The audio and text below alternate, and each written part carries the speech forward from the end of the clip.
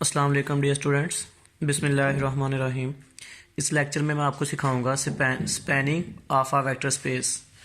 What is spanning for v1 v2 v3 up to one vn और vectors in vector space v if v1 v2 v3 up to one vn, यही जो vector हैं ये वाले, और linear combination of every vector in v, then v1 v2, यही वाले जो वेक्टर हैं v1 v2 vn are called spanning of v। थोड़ा सा मैं आपको कंपैरिजन करके बता देता हूँ, फिर आपको इजी समझ आ जाएगी। जैसे ये मैंने आपको पहले लेक्चर में समझाया था कि व्हाट इज़ लीनियर कम्बिनेशन। तो मैंने कहा था कुछ वेक्टर हों, कुछ स्केलर हों, तो स्केलर और वेक्टर को इस फॉर्म में लिख के जो न्यू रिजल्ट आता है वो हमारे पास लीनियर कम्बिनेशन होता है। अब ये जो राइट साइड वाला वेक्टर v है, ये लेफ्ट साइड वाले वेक्टर्स का लीनियर कम्बिनेशन है। ये लीनियर कम्बिनेशन किनका है? v1 v2 v3 up to one vn का। अब काम थोड़ा सा रिवर्स होने लगा है, अब हम स्पैनिंग पढ़ रहे हैं। अगर ये वाले vector v1 v2 v3 vn, इनकी मदद से अगर हमारे पास कोई लीनियर कम्बिनेशन बनता है, अगर कोई लीनियर कम्बिनेशन बनता है तो ये वाले v1 v2 v3 ये हमारे पास, ये लेफ्ट साइड वाले उसका क्या कहलाएंगे? ये लेफ्ट साइड वाले उसकी स्पैनिंग कहलाएंगे। राइट साइड वाला लेफ्ट वालों का लीनियर कम्बिनेशन कहलाएगा, और लेफ्ट साइड वाले जो वेक्टर्स हैं, ये वाले लेफ्ट साइड वाले वेक्टर्स उसकी स्पैनिंग कहलाएंगे। तो हम इसको एग्जांपल्स की मदद से समझ लेते हैं। हमने कहा कि अगर ये वाले वेक्टर स्पेस में किसी वेक्टर v का लीनियर कम्बिनेशन बनाते होंगे तो ये उसकी स्पैनिंग कहलाएंगे। अगर ये लीनियर कम्बिनेशन नहीं बनाते होंगे तो ये उसका स्पैनिंग नहीं कहलाएंगे।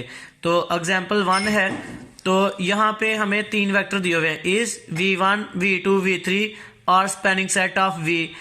अब 3 वेक्टर हमें दिए हुए हैं और 3 वेक्टर दे के हमें पूछा हुआ है कि क्या ये वेक्टर किसी वेक्टर v की स्पैनिंग है या नहीं।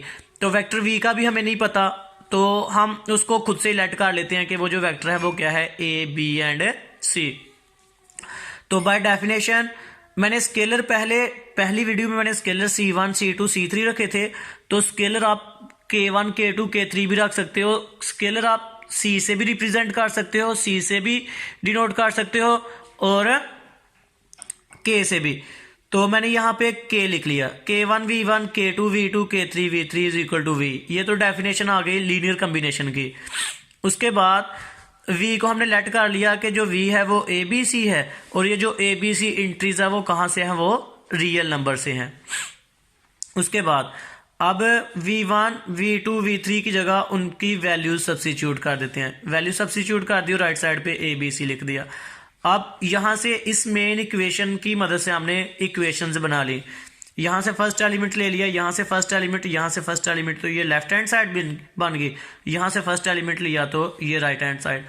अब सेकंड एलिमेंट, सेकंड एलिमेंट 2 है, 2 को k1 से मल्टीप्लाई किया 2k1, यहाँ पे 1 है, 1 को k2 से मल्टीप्लाई किया k2, ये 3 है तो 3 को k2 से मल्टीप्लाई किया 3k3, और इधर से सेकंड एलिमेंट b। इसी तरह थर्ड एलिमेंट ये 3k1, ये 4k2, ये 2k3, ये लेफ्ट हैंड साइड, और यहाँ से जो थर्ड एलिमेंट वो c है वो हमारे पास है राइट हैंड साइड बन गई। तो ये इक्वेशंस हमने बना ली। ये भी सेम वैसे ही है कि अगर यहाँ से k1 k2 k3 के सोल्यूशन मिल गए, तो अगर k1 k2 k3 के सोल्यूशन मिल गए तो v इनका लीनियर कम्बिनेशन हो जाएगा। अगर v इनका लीनियर कम्बिनेशन हो जाएगा तो ये v1 v2 v3 v के स्पैनिंग हो जाएंगे।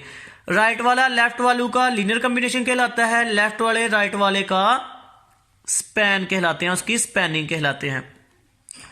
तो लीनियर कम्बिनेशन के लिए भी यही शर्त थी कि राइट साइड वाला वेक्टर v लेफ्ट वालों का लीनियर कम्बिनेशन कब कहलाता है, अगर ये k1 k2 k3 की वैल्यूज हमें फाइंड हो जाएं, जो स्केलर्स हैं उनकी वैल्यूज हमें मिल जाएं, तो v इसका लीनियर कम्बिनेशन कहलाएगा। सेम उसी तरह अगर k1 k2 k3 की वैल्यूज हमें मिल गई तो v1 v2 v3 उसके स्पैनिंग हो गए। यानी अगर इसका सोल्यूशन पॉसिबल हुआ तो ये स्पैनिंग कहलाएंगे v1 v2 v3, और अगर इन इक्वेशंस का, ये जो सिस्टम ऑफ लीनियर इक्वेशंस है, इसका सोल्यूशन पॉसिबल नहीं हुआ तो ये v1 v2 v3 उसके स्पैनिंग नहीं कहलाएंगे। तो इसको आगे हल कर लेते हैं।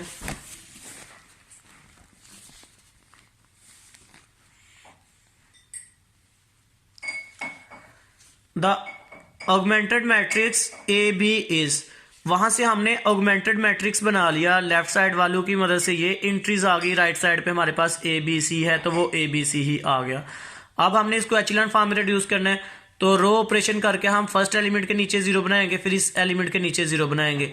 तो यहाँ पे जीरो बनाना है तो ऊपर वाली रो को 2 से मल्टीप्लाई करके इससे माइनस कर देते हैं, R2 माइनस 2R1। उसी तरह यहाँ पे जीरो बनाना तो उसको 3 से मल्टीप्लाई करके इससे माइनस कर देते हैं, R3 माइनस है 3R1। तो हमने ये वाले ऑपरेशन इस पर अप्लाई कर दिए। इसको 2 से मल्टीप्लाई करके इसमें से माइनस किया 0, तो यहाँ भी 2 से मल्टीप्लाई करके इसमें से माइनस किया तो ये आंसर आ गया। इसको 2 से मल्टीप्लाई करके इसमें से माइनस किया तो ये आ गया। इसको 2 से मल्टीप्लाई करके इसमें से माइनस किया तो ये आंसर आ गया। सेम अब 3 से मल्टीप्लाई करके रो 3 में से माइनस करेंगे तो ये 0, 3 से मल्टीप्लाई करके इसमें से माइनस करेंगे तो ये आ जाएगा। इसको 3 से मल्टीप्लाई करके इससे मल्टीप्लाई करेंगे तो ये आ जाएगा। इसको 3 से मल्टीप्लाई करके इसमें से माइनस करेंगे तो ये आ जाएगा। अब इस ये जो हमारे पास 3 आया है, हम R2 को 3 से डिवाइड कर देते हैं। Dividing by 3 R2, dividing R2 bye 3, तो 3 से डिवाइड करेंगे, यहाँ भी 1 आ जाएगा, यहाँ -1 आ जाएगा और इनके बटे में 3 आ जाएगा। अब इसके नीचे भी 0 बनाना है, इसके नीचे भी 0 बनाना है, तो 7 से मल्टीप्लाई करके इससे माइनस कर देते हैं। 7 से मल्टीप्लाई करके इससे माइनस करेंगे तो यहाँ भी 0 आ जाएगा। तो बाई चांस इसको 7 से मल्टीप्लाई करके इससे माइनस करेंगे तो माइनस माइनस प्लस हो जाएगा, तो -7 + 7 यहाँ भी 0 आ जाएगा। अब यहाँ पे आप देख सकते हैं कि ये मैट्रिक्स ए है और ये सारा मैट्रिक्स ए बी है।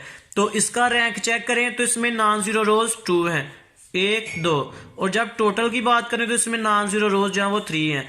तो rank of A not equal to rank of A B, क्योंकि ए का रैंक ए बी के रैंक के इक्वल नहीं है, जिसकी वजह से इसका सोल्यूशन पॉसिबल नहीं है। तो solution does not exist, so v1 v2 v3 are not spanning set of v।